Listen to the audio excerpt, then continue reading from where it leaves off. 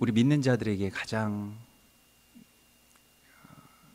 영광스러운 호칭은 그리스도인이라는 그 부름을 그렇게 받게 된다는 것입니다. 그것은 무슨 뭐 목사나 뭐 장로나 뭐 집사나 권사의 어떤 그런 직분보다도 훨씬 더 영광스러운 그런 호칭입니다. 근데 오히려 그리스도인이라고 불리워지는 것이 이런 어떤 직분에 가리워진다는 것은 어떻게 보면 다른 말로는 수치스러운 일이죠. 왜냐하면 그리스도인이라는 말만큼 거룩한 말이 없는 것입니다. 예수 그리스도와 같은 삶을 살아가는 자들, 이러한 어떤 그 의미를 내포하고 있는 그 말을 잃고 다른 무슨 어떤 직분으로, 무슨 사제로, 무슨 뭐 교황으로 그렇게 살아가는 것은 오히려 참된 영광을 가리우고 살아가는 것이 아닌가 하는 그러한 생각도 듭니다. 오늘 주님께서는 우리 가운데 이 그리스도인이라는 이 거룩한 부르심 가운데 그 부르심을 받은 우리가 이 예수 그리스도 안에서 어떠한 보물을 발견하고 그 보화를 사용하느냐, 그 보화의 가치가 어떤 것이냐 하는 것에 대해서 오늘 주께서 말씀하십니다. 그래서 그리스도인이라는 것은 결국 예수 그리스도와 같은 삶을 살아가는 것인데, 또한 다른 말로는 그리스도라는 예수 안에서 보물을 발견한 자를 말하는, 그리스도라는 보물을 발견한 자, 그 가치를 아는 자를 말하는 것입니다. 그 가치를 모르면 뭐 다른 걸 계속 찾게 되는 거예요. 예수 외에 다른 어떤 가치들을 예수 믿으면서도 계속 추구하면서 살아가는 것에 대해서 바울은 오늘 골로새 교인들을 향한 그 편지를 통해서 우리 가운데 말씀하고 있습니다. 그래서 오늘 3절에 보면 그 안에는, 예수 안에는 지혜와 지식의 모든 보화가 감추어져 있느니라. 이걸 우리가 발견할 수 있어야 된다는 것입니다. 예수 안에 감추어진 지혜와 지식의 모든 보화. 근데 우리는 아주 굉장히 쉽게 성경을 몇 번 읽었다는 것으로 예수에 대해서 다 알고 있다라고 생각하고 그냥 뭐 끝 이렇게 마감하는 경우가 굉장히 많이 있죠. 그런데 예수님께서도 말씀하셨던 것과 같이 마태복음 13장에서 그 천국의 비유에 대해서 말씀하신, 천국은 마치 밭에 감추인 보화와 같으니 사람이 이를 발견한 후 숨겨두고 기뻐하며 돌아가서 자기의 소유를 다 팔아 그 밭을 사느니라. 그러니까 우리가 그 가치를 아는 것에서부터 이제 출발을 하는데, 근데 그냥 가치를 알고 그렇구나 하고 그냥 마는 것이 아니라 그거 숨겨두고 집에 가서 우리의 모든 소유를 다 팔아서 그 밭을 사는 사람이 천국의 소유자이고, 이것이 그리스도인이라는 것입니다. 그러니까 우리가 가치를 안다면 우리의 다른 가치, 우리의 다른 소유들을 팔아서 그것을 사겠죠. 그것이 우리의 삶의 변화입니다. 근데 그 변화가 일어나지 않고 나는 그 가치를 알아. 그렇지만 나는 그냥 집에 돌아가서 그냥 누워 있어요. 그냥 사는 거예요. 그러면 그 가치를 아는 것입니까? 모르는 것입니까? 모르는 것이죠. 근데 대부분의 우리 기독교인들이 그리스도 예수라는 가치를 안다고 하면서도 자신의 것을 팔아서 그것을 사진 않는다는 것입니다. 그냥 그 가치는 그 가치대로, 내 가치는 내 가치대로. 근데 그 교환이, 나의 소유에 대한 그 가치가 그리스도 예수라는 그 가치와의 교환이 일어나야만 천국의 백성이라고 주님께서 말씀하십니다. 오늘 이 골로새서에서도 바로 그와 같은 말씀을 하시는 것인데요. 바울이 오늘 이 골로새 교인들과, 특별히 이 골로새 교인들과 함께 이 편지 수신자들인 라오디게아 교인들, 그 골로새 지역에 있는 교인들이죠. 그 교인들에게 말씀하시는 것은 이 힘쓰고 있다라고 하는 것은 무엇이냐면, 그리스도라는 엄청난 가치에 대한 깨달음, 그러니까 이 가치가 얼마 정도가 되는지를, 이 골로새라고 하는 그 지역은 로마 제국의 어떤 그런 말하자면 속국이죠. 그래서 그 가치에 대해서, 로마의 어떤 가치, 지금으로 따지자면 무슨 달러의 가치, 어떤 그러한 그 문화의 가치, 이러한 그 가치의 기준들이 아주 분명하고 세상 가치가 아주 분명한 자들이었는데, 그 제국의 가치가 지배하고 있던 그러한 땅인데, 그런데 그곳에서 이제 그리스도 예수라는 이 엄청난 가치와 이 제국의 가치가 어떻게 바뀌게 되는가 하는 것에 대한 선포를 하는 것입니다. 그래서 거기에 대해서 내가 힘을 쓰고 있다. 그래서 오늘 2절에 보면 하나님의 비밀인 그리스도를 깨닫게 하려고 내가 힘을 썼다. 이때까지 내가 계속 얼굴도 보지 못한 당신들을 향해서 내가 나의 모든 그 열정을 쏟은 것은 하나님의 비밀인 그리스도 예수의 그 가치를 깨닫게 하기 위한 것이다 라고 한 것입니다. 그래서 또 미국의 심리학자가 한 실험을 했는데 그 이제 사회 심리학자들이 실험을 한 것이 호텔의 이 종업원들을 두 그룹으로 나눠서 한 그룹의 어떤 한 그룹의 호텔의 직원들은 대기실에 다 그 표를 붙여줬어요. 뭐냐면 방 정리할 때 그 룸 클리닝을 들어가서 뭐 침대 시트를 개고 뭐 옮기고 하는데 내가 몇 칼로리가 소비되고 그리고 뭐 그걸 들고 뭐 계단을 올라가는데 얼마 뭐 룸 서비스를 하기 위해서 뭘 하는데 몇 칼로리. 그래서 그 표를 다 붙여놓고 계속 그걸 공지해 줬습니다. 그래서 그 직원들이 자기가 하는 일이 지금 얼마나 많은 운동이 되고 있는지를 인식하게 해준 거죠. 나머지 직원들에게는 뭐 그러한 뭐 아무런 그 공지를 하지 않고요. 그래서 한 달 뒤에 그 두 그룹을 같은 호텔에서 이제 뭐 오전 쪽, 오후 쪽 이렇게 그 뭐 구분해서 그 일들을 이제 결과를 보았는데 내가 한 이 일이 얼마나 많은 그 운동이 되었는지 어느 정도의 칼로리를 소모하는 것인지에 대해서 인식한 사람들은 살이 굉장히 많이 빠졌는데요. 나머지 다른 그룹들은 똑같은 일을 했음에도 불구하고 전혀 체중의 변화가 일어나지 않았다는 것입니다. 그래서 우리가 운동을 할 때에도 지금 내가 무슨 운동을 하고 있는지, 지금 내가 뭘 하고 있는지, 지금 내가 어떤 가치를 위해서 또한 어떤 일을 하고 있는지를 아는 것이 우리의 변화를 가져오는 데 있어서 굉장히 중요한 것입니다. 그래서 우리가 그리스도의 가치를 아는 것을 통해서 얻게 되는 거가 무엇인지, 그러니까 쉬운 말로 예수 믿으면 뭐가 좋은가 하는 것입니다. 우리가 지금 예수 그리스도인인데 그리스도인으로 살아가고 있다는 것은 지금 뭘 하고 있는 것인가, 뭘 위해서 하고 있는 것인가, 그걸 알아야 된다는 것이죠. 이것이 지혜와 지식입니다.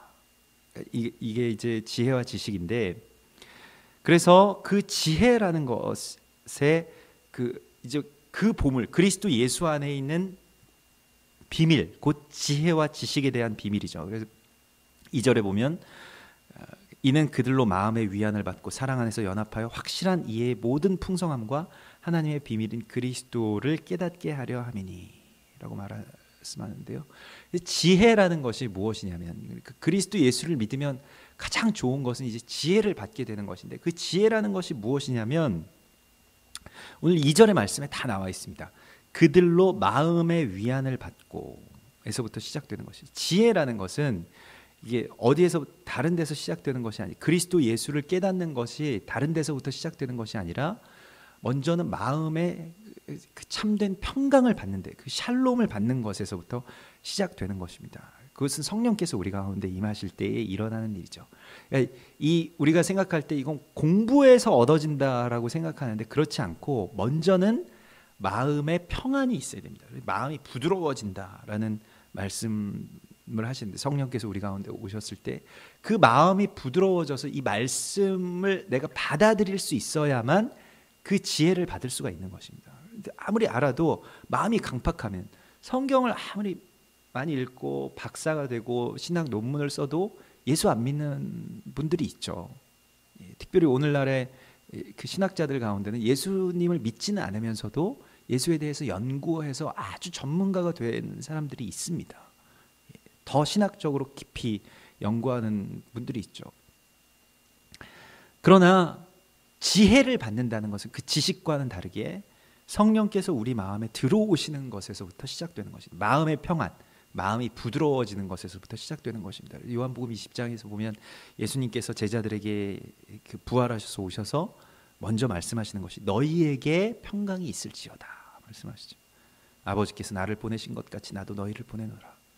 이 말씀을 하시고 그들을 향하사 숨을 내쉬며 이르시되 성령을 받으라 이렇게 말씀하십니다. 이 숨이 바로 그 말하자면 성령이죠.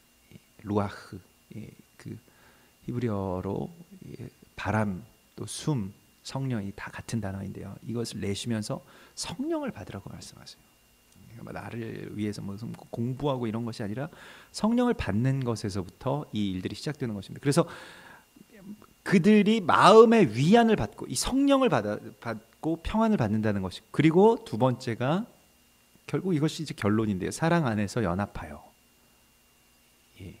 확실한 이해의 모든 풍성함과 하나님의 비밀인 그리스도를 깨닫게 하려 함이니라고 말씀하셨는데, 우리가 어제도 에베소서 4장에서 나눴습니다마는 결국 예수를 믿는다는 것, 그리스도인이 된다는 것은 사랑 안에서 연합한다는 것을 말합니다. 이 사랑 안에서 연합한다는 것은 예수의 몸을 이룬다는 것인데, 우리가 각 지체로서 그 개념을 우리가 알아야 하는 것입니다.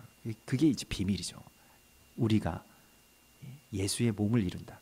그래서 그리스도 예수의 몸을 이루는 것은 이제 겸손과 온유를 통해서 자기를 비워서 예수처럼 그리스도인으로 살아갈 때 연합이 일어나는 것입니다. 자기를 비워서 종의 형체를 갖는 그 낮아짐을 통해서 연합이 일어나는 것이죠. 내가 완전 높은 사람인데 당신들이 다 나를 따르라. 그래서 우리 함께 연합하자.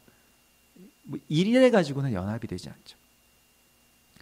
그래서 예수님께서 그리스도께서 가신 길은 무엇이냐면, 우리에게 보여주신 것은 자신의 하늘의 보좌와 권세들을 다 버리고 내려오셔서 우리들을 다 문제 많은 우리들을 심판하신 것이 아니라 내가 너희가 필요하다라고 말씀하셔서 그들로 한 몸을 이루게 하신 것, 예수와 함께 연합하게 된 역사, 그들을 위해서 그냥 죽으심으로 말미암아서 용서하심으로 말미암아서 또 그들의 어떤 한 사람 한 사람의 필요함에 대한 그 존귀한 가치를 그렇게 격려해 주시고 말씀해 주심으로 말미암아서 일으켜 세워 주심으로 말미암아서 한 몸이 이루어지게 된 것입니다. 그래서 이 연합 안에서만 확실한 이해의 풍성함이 있다고 오늘 성경 말씀하고 있죠. 확실한 이해의 풍성함.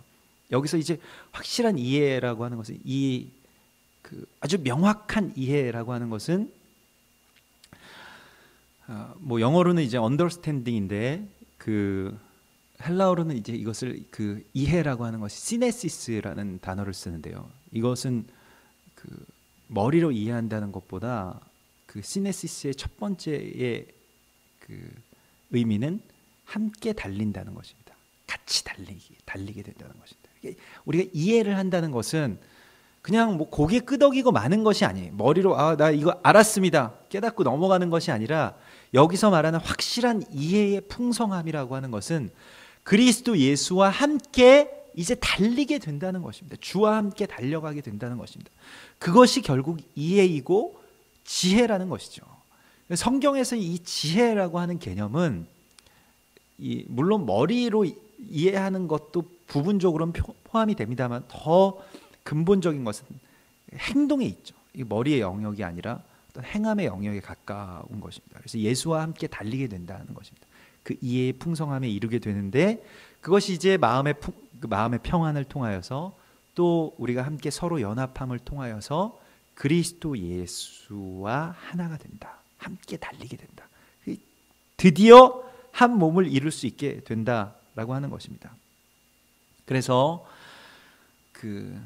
이제 그 한 몸을 이루기 위해서, 또한 그리스도 예수를 머리로 모시고 한 몸을 이루기 위해서 살아가는 우리들이 이제 예수 안에서 그 보화를 발견하게 되는 것은 무엇이냐면, 소유를 팔아서 뭘 해야 되는 것이냐면, 나의 권리와 나의 소유를 팔아서 뭘 해야 되는 것이냐면 바로 그 몸을 이루라는 것입니다. 그 연합을 하라는 것입니다. 뭐 다른 걸 무슨 뭔가 행동, 뭔가 뭘 세워 나가고 뭐 조직을 하고 이런 것이 아니라 예수의 몸을 세워 나가는 그 연합을 하라는 것이기 때문에, 거기에 대한 이제 우리의 행동의 세부적인 것은 무엇이냐면 7절에 있는데, 그 안에 뿌리를 박으며 세움을 받아 교훈을 받은 대로 믿음에 굳게 서서 감사함을 넘치게 하라. 우리가 예수 안에 있는 믿음을 굳게 서면 이제 그 다음에 뭘 해야 되냐면 감사함이 넘치게 하라고 말씀하십니다. 감사가 넘치게 하라는 것인데요.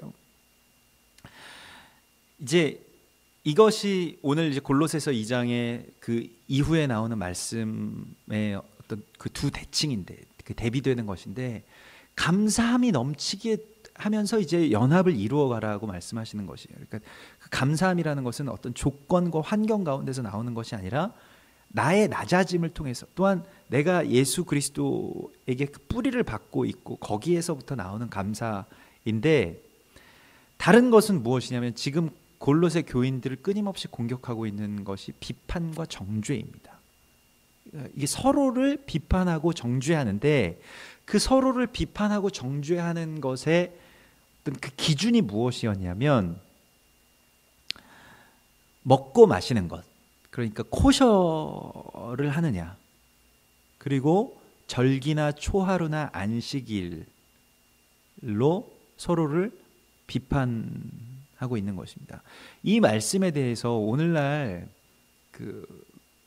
메시아닉 운동을 하는 분들이나 히브리적인 뿌리를 찾는 그러한 교회, 우리도 마찬가지로 그러한 교회 중에 하나라고 할 수 있겠는데, 그러한 동역자들이 이 말씀을 반대로 해석하고 싶어 합니다. 그러니까 무엇이냐면 이 16절의 말씀, 그러므로 먹고 마시는 것과 절기나 초하루나 안식일을 이유로 누구든지 너희를 비판하지 못하게 하라.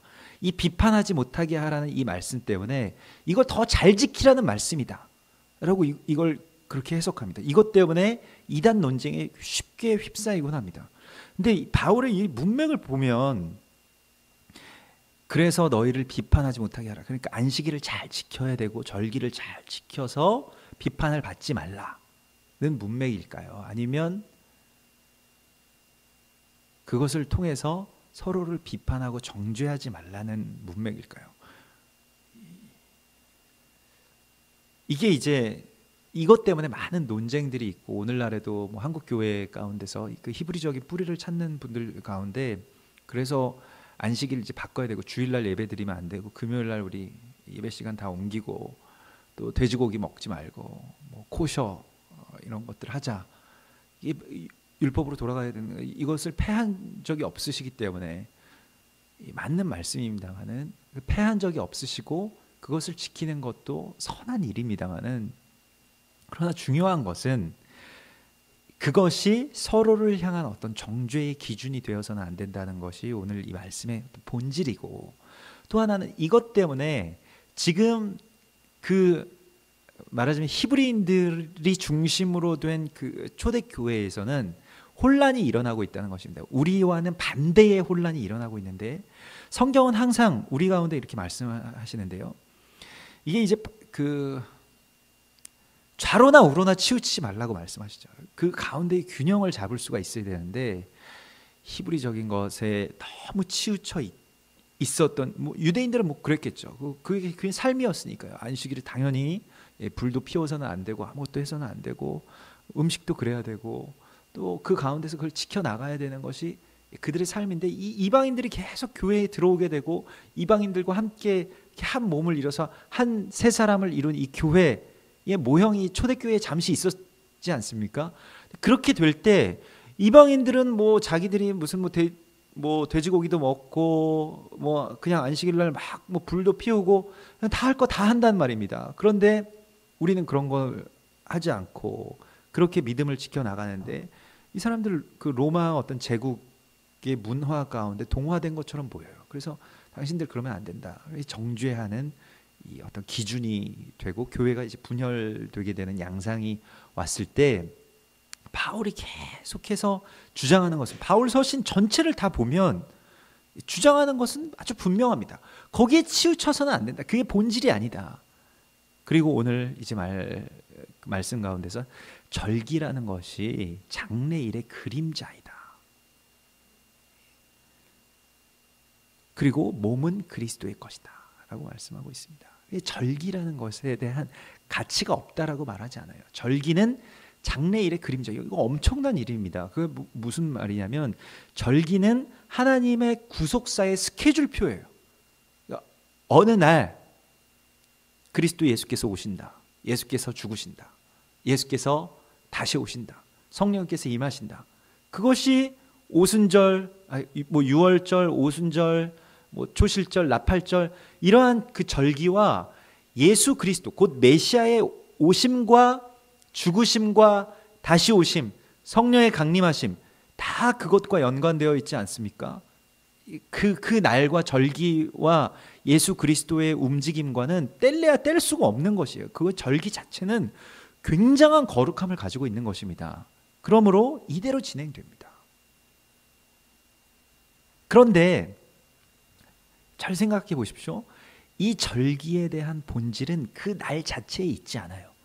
그 절기는 예수의 오심, 그리고 예수의 다시 오심, 예수 그리스도께서 이 땅을 변화시키시고 예수의 십자가로 이 세상의 모든 어둠과 죄악들을 정복하시고, 그래서 유월절 어린 양의 그 문지방에 발린 그 유월절 어린 양이 되시고, 또한 오순절에 성령의 강림하심으로 이 땅 가운데 성령께서 오시고, 또 초막절과 나팔절에 다시 오실 그 그리스도 예수에 대한 예언으로 이것이 이 스케줄이 가득 차 있다는 것입니다. 거기에 대한 선포와 코드인데, 예수님이 없이 그냥 이 코드 자체가 거룩하고 이것이 어떤 말하자면 선과 악의 기준이 된다. 이걸 지키는 것이 선이고 안 지키는 것이 악이다 라고 하는 것은 잘못된 것이라는 것입니다. 이게 중요한 것인데요. 마치 우리가 어떤 기념일이나 어떤 생일이나 중요한 날을 달력에서 빨간색으로 동그라미를 쳐놓으면 그 달력 자체가 귀한 것이 아니잖아요.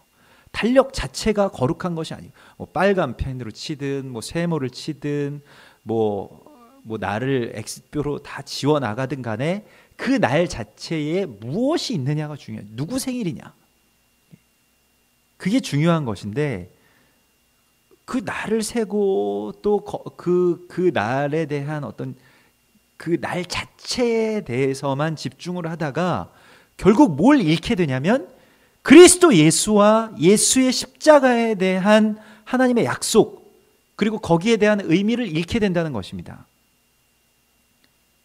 중요한 건 예수 그리스도인데, 예수 그리스도에 대한 이야기를 지금 이 절기가 하고 있는 것인데, 절기가 정해놓은 것인데, 그 절기에 하나님의 이 거룩하심에 따라서 하나님께서 이렇게 이끌어가고 계신 것인데, 거기에 대한 어떤 이해와 지혜가 우리 가운데 이미 주어졌음에도 불구하고, 예수 그리스도께서 그 절기를 따라서 오셨음에도 불구하고 절기 자체를 지켜야 된다 안 지켜야 된다 이거 가지고 사람들을 평가한다는 것은 있을 수가 없는 일이라는 것입니다.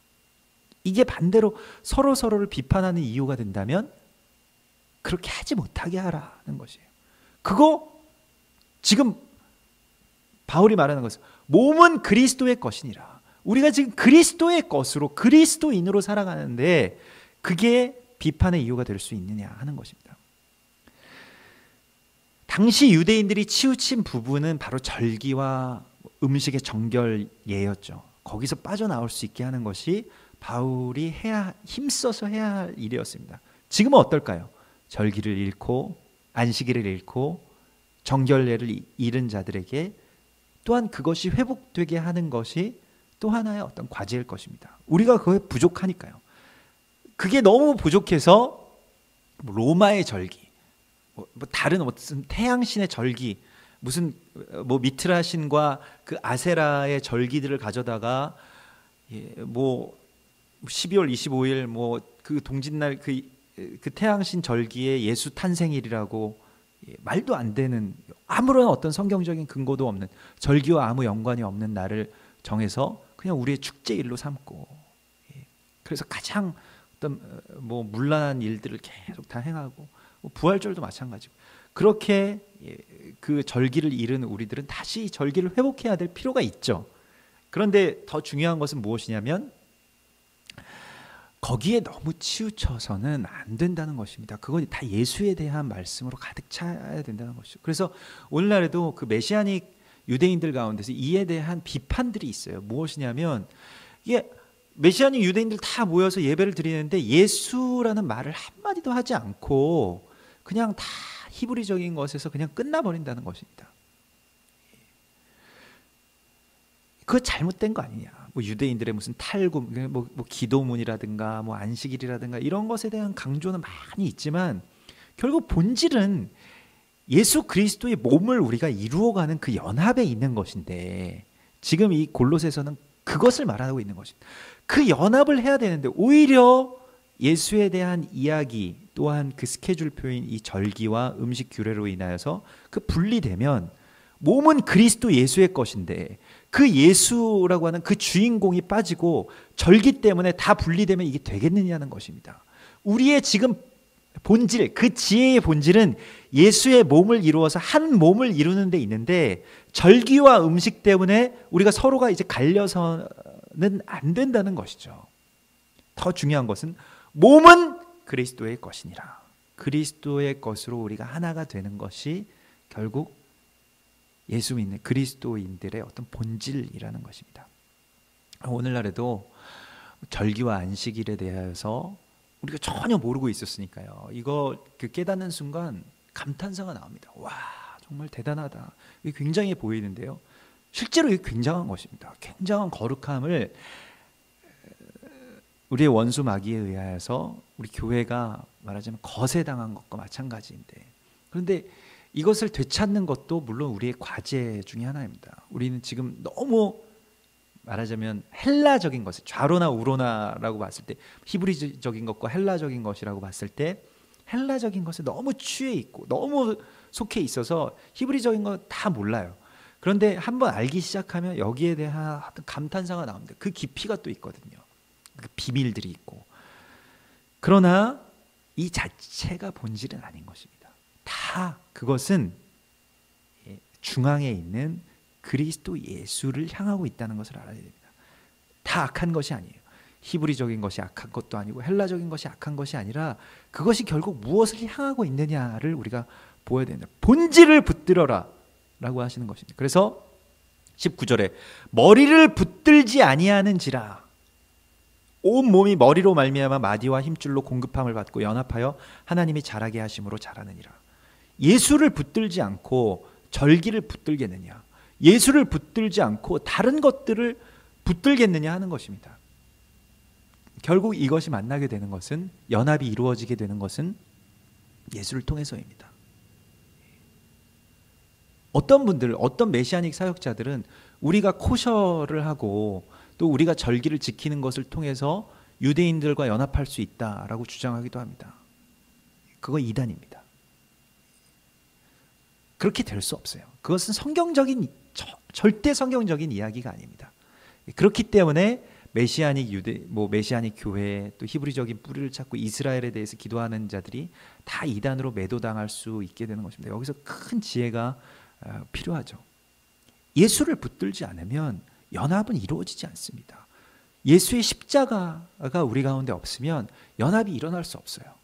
그걸 붙들고 예수 안에서 우리가 함께 같이 죽고 낮아지고 겸손하게 되는 것으로 연합이 일어나는 것이지, 어떻게 절기를 함께 지키고 당신들 절기 우리도 이제 지키고 있었습니다. 그래서 물론 그들도 신기하게 여기기는 하겠습니다만은 그것 때문에 연합이 일어날 수는 없는 것입니다. 연합이라고 하는 것은 우리가 사람의 어떤 노력으로 이루어지는 것이 아닌 것이기 때문입니다. 예수를 붙들 때 일어나는 일이지, 우리가 무엇인가 그들에 맞춰주기 때문에 연합이 일어난다. 이건 천만의 말씀입니다. 그렇게 되지 않아요. 그래서 오늘 머리를 붙들어서 연합하여서 자라가라고 말씀하십니다. 이것이 예수 그리스도의 가치입니다. 예수 그리스도만이 우리를 연합하게 하실 수 있고, 예수 그리스도 그 머리를 붙들 때 우리의 온 몸이 각 마디가 연결되고 서로 연결되고 이제 함께 자라가게 된다는 것입니다. 이것이 우리의 사명입니다. 여러분, 이 사명 가운데 나아가는 데 있어서는 정말 많은 미혹들이 있고 유혹들이 있고 또 이 세상의 어떤 거짓 풍조들, 거짓 철학들, 오늘 여기서 말하는 많은 어떤 이단들의 공격들이 있습니다. 여기에서 우리가 이걸 정말 겸손하게 성령께서 우리를 이끌어 주시지 않으면 우리도 넘어질 수 있고 또 다른 데 빠질 수 있는데, 계속 우리가 그 기준점을 붙들어야 될 것입니다. 예수, 그리고 예수 그리스도의 십자가. 그로 말미암는 연합을 이루는 것, 그것이 바로 우리의 사명이고 또 우리 본질인 것을, 그것이 가장 큰 보화임을 주님께서 우리 가운데 말씀하십니다. 우리 같이 기도하겠습니다.